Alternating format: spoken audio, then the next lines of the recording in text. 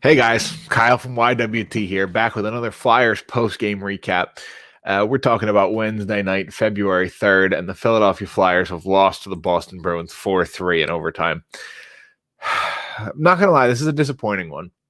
The Flyers are up 3-1, more than halfway through the third period, and David Pastrnak did David Pastrnak things.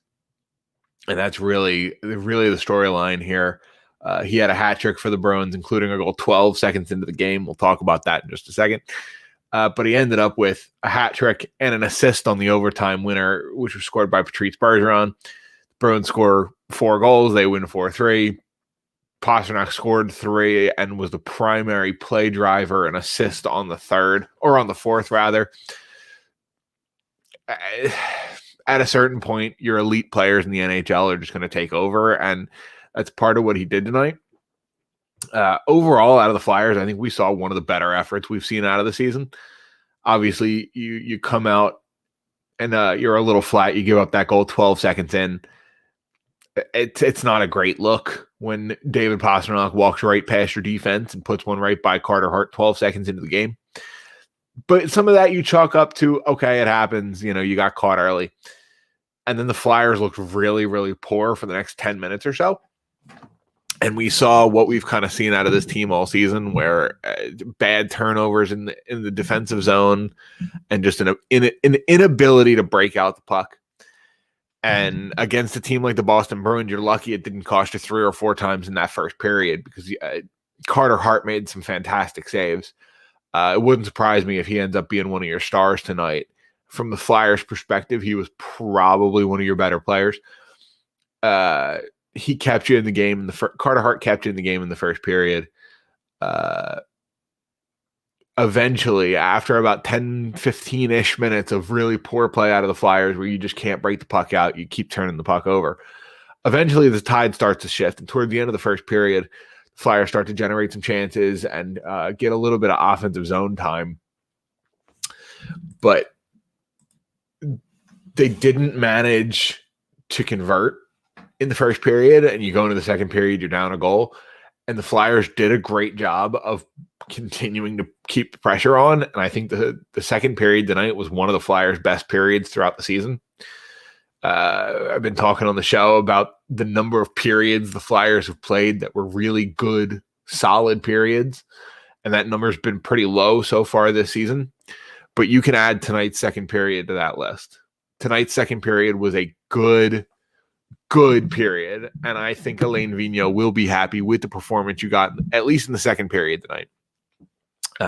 Again, the first 15 minutes or so was kind of rough, and then your effort was pretty good at the end of the first and through the second.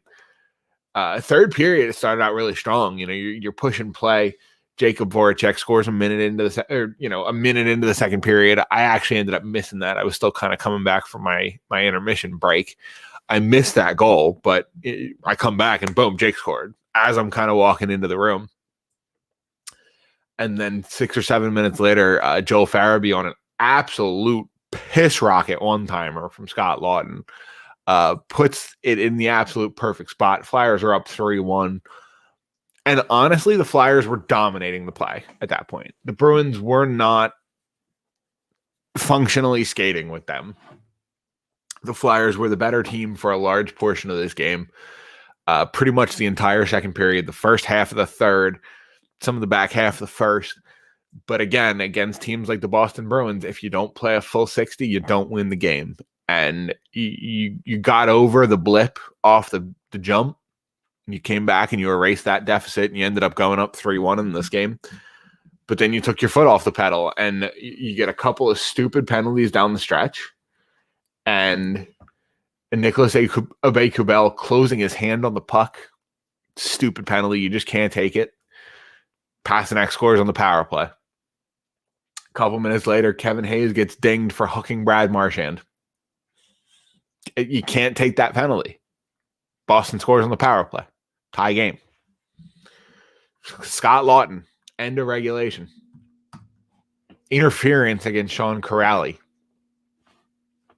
Bad penalty. You can't take that. Boston scores on the power play. I don't mean to keep repeating myself, but we saw it happen 3 times in the third period, and that's why you lost this game. Undisciplined play in a game that was very physical. This game was physical from pretty early on. The Flyers were frustrated about the early goal and started hitting early, and Boston retaliated because they're Boston, and of course they did, and like they should. So we have the physical Boston Bruins, the pissed off Philadelphia Flyers, and it's going to be a physical game. And we saw that tonight, and they've already played a couple of games recently, and they're going to play again on Friday, and that game's going to be a lot of fun to watch. And I expect it to be a very physical game. But you can't take dumb penalties. And we saw the refs go a long time without really calling much in this game. The first penalty they called was halfway through the second period, Anton Bleed holding against Jacob Voracek. A little bit of a weak call, but they showed that they were going to call it like a playoff game, basically. You can kind of do a lot of what you want, but if it affects possession, if it affects where the puck is, they're going to put their hand in the air. And we saw the refs consistently kind of doing that both ways. And some of these calls were ticky-tacky. Specifically, the JVR slashing call against Kevin Miller was a little ticky-tacky. I saw some people calling that a makeup call from the goal where Kevin Hayes, slashed the stick of Charlie McAvoy. That was a hockey battle, by the way. Kevin Hayes did not slash Charlie McAvoy's stick. They were battling for the puck. Charlie McAvoy's stick broke. Things happen. It's hockey. It wasn't a slash. This was not a makeup call. Anyway, regardless, even if you do think that call was a little weak or you think you were looking for you cannot give the referees a reason to call their makeup call on you, especially if you think they're looking for it. Because a team like the Boston Bruins is going to make you pay, and a team like the Boston Bruins made you pay 3 times tonight. The penalty kill's got to be better. You only stopped them once. They had 4 opportunities on the power play and scored on 3 of them. That's certainly not good enough. Kevin Hayes getting called for a penalty. Scott Lawton getting called for a penalty. With Sean Couturier hurt, you really can't afford to see 2 of your best penalty killers taking stupid penalties deep in the third period. Kevin Hayes had a pretty solid game. I thought he was playing pretty well. That's a bad enough penalty that it kind of throws a lot of that out the window. Kevin Hayes scored a goal tonight, and I don't think it's nearly as important as the poor turn or the poor penalty at the end of the game that cost you the tie and then eventually, the game. This doesn't really fall on Carter Hart. The goal 12 seconds in, you would have liked to see him stop.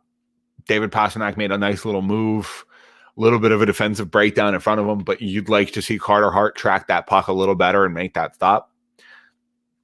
That being said, he played phenomenally after that and completely absolved himself of any blame for this loss. I don't think any of it really falls on him. The 3 power play goals, he's got no chance on. It's Pastrnak on the power play. It's Pastrnak on the power play, and then it's Bergeron on the power play. He didn't really have a chance on any of them.